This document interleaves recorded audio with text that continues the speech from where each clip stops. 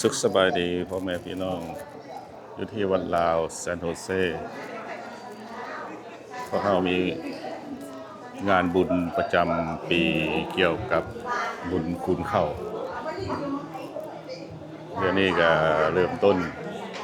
ส่วนญาติโยมกำลัง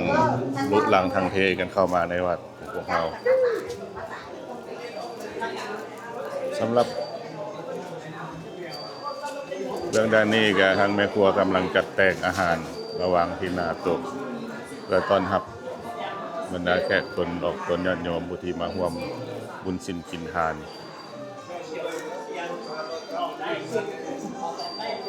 นี่คือกองข้าวที่ทางคณะกรรมการได้จัดไว้และข้าวเช้าข้าวเหนียวและก็ตอนนี้ก็คือว่ามีข้าวเจ้าข้าวเหนียวปนกันอยู่เนาะคือว่ามันเป็นไปแล้วเกี่ยวกับว่าการประดับประดาตกแต่งและเฮ็ดให้ความสวยงามหรือเป็นลักษณะมงคลเพื่อรำลึกถึงบุญคุณของเขาหรือว่าพระแม่โคศกอันนี้ก็มีทั้งเครื่องเสียงติดตั้งเพื่อเป็นการประชาสัมพันธ์ต่างๆนานาวันเดียวกันนี่ทางสถานที่ตักบาตรก็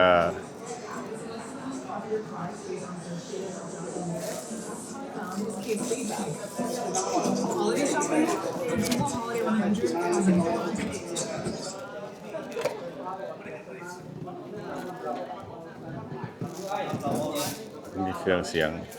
เปิด YouTube มันก็เสียงรบกวนทางนี้ก็มีคณะกรรมการที่ว่ารับผิดชอบในงานของเขาเนี่ยแหละนี่ก็ท่านประธานสุวรรณีอันนี้ท่านและระหว่างหัวหน้าสมบูรณ์นี่ก็ท่านประธานสิงห์คำท่านประธานเองประธานวิกเตอร์นี่จะประธานเบิร์ดเนาะอันนี้พวกเขาเนี่ยพวกเขาหับไส้กรมมวลซื่นต่างๆแล้วนะเนาะไอ้น้อยนี่ก็ผู้หับไส้คือกันเนาะเพิ่นไส้อย่างก็ต้องได้เฮ็ดแล้วเฮ็ดไว้เลยเพิ่นใจแต่งเพิ่นใส่แต่งฟ้าควรก็ได้เฮ็ดว่าซะมื้อนี้ถือว่าเป็นความสวยสดงดงามพอสมควรเนาะเกี่ยวกับสร้างตั้งกองเข้าแล้วก็สร้างผ้าขวัญ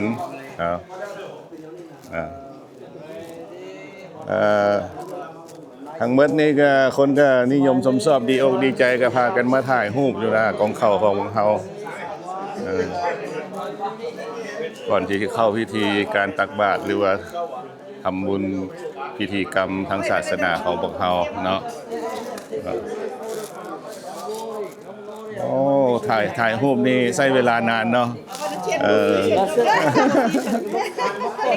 อันนี้ก็ผู้อุปถัมภ์วัดเฮานี่แหละเนาะสร้างห้องน้ำนำเด้ออ้ายเด้อโดยประกาศเอาสร้างหน้าเอาบุญน้ำกันอ้ายเอาบุญโอเคให้คณะกรรมการเพิ่นมื้อนี้ได้ทานไปแล้วบ่พูดเดือนหน้าก่อนจะสิเป่าลูกก่อนโดยเป่าลูกก่อนตัวนี้มื้อนี้ทานไปแล้วเพิ่นเขียนเช็คมาทางนี้แล้วโดยขอบอกขอบใจยังทั้งยังที่เพิ่นอุปถัมภ์คำสู่ทุกเวียกทุกงานเพิ่นก็บ่ทิ่มบ่ปะวัดเฮาขอบใจอยู่ดีมีแฮงอยู่ดีมีสุขเอาล่ะจึงค่อยพบกันในคลิปต่อไปเพื่อจะในตอนต่อไปเพื่อเข้าสู่พิธีเนาะพวกเขาขอจบคลิปตอนนี้ไว้สักก่อนเนาะ